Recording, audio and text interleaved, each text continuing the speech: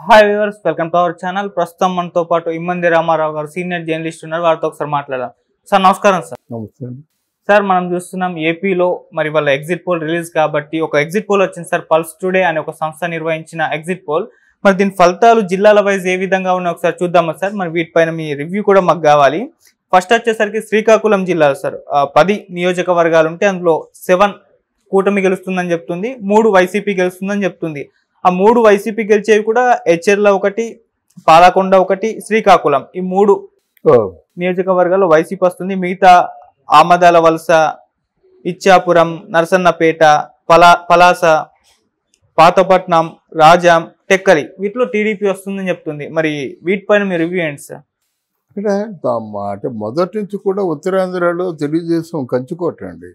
ఈ మధ్యకాలంలో కొంచెం తగ్గింది, కానీ మళ్ళీ తెలుగుదేశం పుంజుకుంది అక్కడ. అందువల్ల ఇది ముందుగా ఎక్స్పెక్ట్ చేసింది. అది ఇందులో మనం ఊహించని విధంగా వచ్చేసారు అనుకోవడానికి ఏం లేదు. ఓకే సార్, ఎందుకు అంటే మెయిన్గా వైసీపీకి ఇక్కడ 3 స్థానాలు 10 స్థానాల్లో ఉంటే నియోజకవర్గాలు కేవలం 3 రావడానికి గల కారణాలు ఏంటి? అంత తక్కువగా మారిపోయింది అంటే తక్కువగా రావడానికంటే వీక్ క్యాండిడేట్స్ ఉన్నారండి అక్కడ. వీక్ క్యాండిడేట్స్ ఉన్నప్పుడు వాళ్ళకేంటంటే అది శ్రీకాకుళం జిల్లా ఒక సెంటిమెంటల్గా ఫీల్ అయ్యే జిల్లా. ఇప్పుడు కూడా అక్షరాస్యత ఎక్కువ లేదు అక్కడ జిల్లాలో. అందువల్ల సెంటిమెంటల్గా నమ్మేస్తారు అంతే. చంద్రబాబు ఉన్నప్పుడు బాగుండేది, ఇప్పుడు బాగలేదు. అందువల్ల మళ్ళీ చంద్రబాబుని గెలిపించుకుందామన్న ఆలోచనతో ఉన్నవాళ్ళు వాళ్ళందరూ. ఓకే సార్, ఇక విజయనగరం జిల్లా విషయానికి వద్దాం సార్. విజయనగరం జిల్లాలో 9 నియోజకవర్గాలు ఉంటే 5 వైసీపీ వస్తుందని చెప్తుంది సార్, 4 మాత్రమే టీడీపీ వస్తుందని చెప్తుంది. మరి ఇక్కడ వైసీపీకి ఫేవర్లో విజయనగరం జిల్లా అయితే ఉంది సార్. మరి దీన్ని ఏ విధంగా చూడొచ్చు అంటారు సార్? అంటే విజయనగరంలో ప్రాబల్యం అశోక్ గజపతిరాజుతో పోయిందండి ఇప్పుడు. అంటే అంత గట్టి లీడర్ ఎవరు లేరని చెప్తున్నాను అనమాట. తర్వాత ఎవరెవరో వచ్చారు, కానీ అది వాళ్ళు వైసీపీని కొంచెం పెంచుకునే వాళ్ళలాగా ఉన్నారు. వాళ్ళు వైసీపీ వలన వాళ్ళు ఆశించిన ఫలాలను అందుకున్నారు. తర్వాత విజయనగరంలో ప్రధానంగా మన బొత్స సత్యనారాయణ అండ్ టీము చాలా అక్కడ మొత్తం అంతా విజయనగరం జిల్లా అంతా వాళ్ళ కంట్రోల్లో ఉంటుంది. అది బాగా హెల్ప్ చేసిందండి ఇక్కడ. అది కానీ ఇంత అంటే కూటమికి కేవలం 4 మాత్రమే అంటే అంత తక్కువ ఎందుకు అని అంటారు సార్? అంటే ఇక్కడ వాళ్ళ ఆధిక్యత ఎక్కువగా ఉందండి. వాళ్ళ కంట్రోల్లో ఉన్నారు వాళ్ళు. మరి ఉభయ గోదావరి జిల్లాల్లో వైఎస్ఆర్సీపీ ఎందుకు రాలేదంటే అక్కడ కంప్లీట్గా కాపుల కంట్రోలు, పవన్ కళ్యాణ్ పడి ఉంటాయి ఓట్లు. అలా మాట ఒక్కొక్కరు వాళ్ళ తాలూకు పార్టీలో నిలబడినటువంటి క్యాండిడేట్ల తాలూకు ఆధిక్యత బట్టి వస్తాయి. ఓకే, అంటే కూటమికి తక్కువ వచ్చిందని చెప్పలేదు, 4 వీళ్ళకు 5 వీళ్ళకి చాలా టక్ ఆఫ్ వార్ అయితే నడిచింది సార్ ఇక్కడ. తక్కువ వచ్చినా ఎక్కువ వచ్చినా సరే విజయనగరం జిల్లా మాత్రం బొత్స సత్యనారాయణ టీము, బొత్స సత్యనారాయణ గారి బావమరుతున్నాడు, మేనల్లుడు అన్నమాట శ్రీనని, వ్యవహారాలన్నీ కూడా ఆయన నడిపిస్తాడు. బొత్స సత్యనారాయణ లోగడ పెన్మేస సాంబశివరాజు అనే దగ్గర ఆయన మొత్తం రాజకీయ పాఠాలు నేర్చుకున్నాడు అన్నమాట. అప్పుడు విజయనగరంలో బాగా ఆయన విజయనగరం జిల్లాలో బాగా పట్టు సాధించాడు. ఓకే, అందులో తెలుగుదేశానికి 4 రావడం కూడా గొప్పే సార్. అంటే బొత్స లాంటి ఒక టఫ్ లీడర్ అక్కడ ఉన్నప్పటికీ కూడా టీడీపీ కూటమికి 4 స్థానాలు వచ్చాయంటే ఇది కాస్త కూటమి ఫేవర్ గా ఉన్నట్టు అనుకోవచ్చా? కూటమికి ఫేవర్గా ఉంది. దానికి ముఖ్యంగా ఏంటంటే ఇక్కడ ఈయన ఉన్నాడు కదా, ఎవరు మన జనసేన పవన్ కళ్యాణ్, అక్కడ సుడిగాలి పర్యటన చేశాడన్నమాట. కొంత ప్రభావం ఇప్పుడు కూటమిలో ఎక్కువ ప్రభావం మాత్రం పవన్ కళ్యాణ్ చూపించాడండి ఈసారి. జనాలు ఉత్తేజపరిచాడు.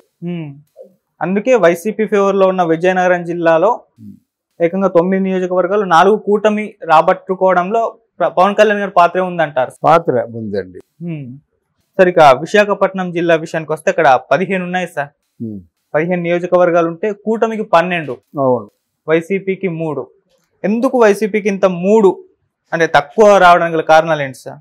అంటే కూటమి 12 అంటే ఇక్కడ కూడా మీకు బీజేపీ పాత్ర ఉంది, తర్వాత కూటమి పాత్ర ఉంది, తర్వాత టీడీపీ పాత్ర ఉందండి. కూటమి పాత్ర ఎందుకంటే జనసేన ఎందుకంటున్నానండి నేను, లోగడ ఆల్మోస్ట్ ఆల్ విశాఖపట్నంలో ఉన్న వాళ్ళందరూ కూడా పవన్ కళ్యాణ్ని ఓన్ చేసుకున్నారు. అసలు ఆల్మోస్ట్ వాళ్ళు ఆహ్వానించారు, మీరు రండి మీసారి గెలిపించుకుంటాం, జరిగిన దానికి మా తప్పు అయిపోయిందని కూడా చెప్పుకున్నారు అనమాట. ఆ ప్రభావం బాగా చూపించింది విశాఖపట్నంలో తెలుగుదేశం పార్టీ. లాస్ట్ టైం కూడా కొంచెం వచ్చింది అనుకోండి, ఇంత రాలేదు. ఈసారి 12 ప్లేసెస్ వచ్చాయంటే చిన్న విషయం కాదు. అది బాగానే పార్టీ బాగా, కూటమిలో పార్టీ బాగా పుంజుకుంది. సరే, ఈ 3 వైసీపీకి వచ్చిన 3 చూస్తే అరకు ఒకటి, మాడుగుల ఒకటి, పాడేరు, ఈ 3. అవునండి, ఈ 2 ఇప్పుడు అవన్నీ రూరలే అండి, ఆల్మోస్ట్ ఆల్ రూరల్ మాట. వాళ్ళు కేవలం పెన్షన్ కోసం, రేషన్ కోసం, ఇలాంటి వడ్డీ.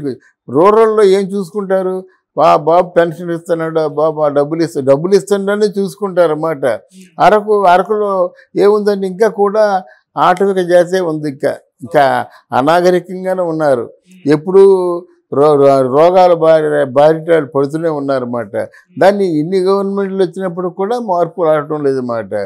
ఇక్కడ వాళ్ళు ముఖ్యంగా అన్నిటికంటే ఎక్కువ ఏం చూస్తారంటే ఎవరు పైసలు ఎక్కువ ఇస్తున్నారు అనేది చూస్తారు. అందుకనే వైసీపీ వచ్చిందన్నమాట. పాడేరు వెళ్ళగలమండి.